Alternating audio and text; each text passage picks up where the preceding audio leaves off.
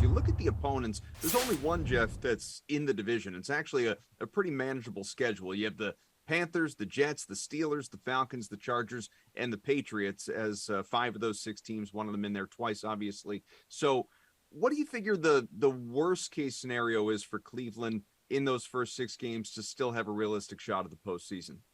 Yeah, the Cleveland Browns' first 11 games are really, really interesting. You mentioned the first six games of the schedule. They only have one team with a win total that's big, or sorry, two teams with a win total over 9 games right now. They have the Chargers and they have the Patriots.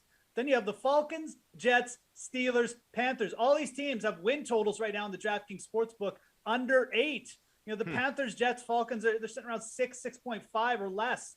So they've got some really soft games to open. The problem is when Deshaun Watson gets back, it's just a murderer's row. Bengals, Dolphins, Bills, Bucks. So they're going to get Deshaun Watson back at really the perfect time to take on all these tough teams, but they're still going to need to take advantage of these easy games.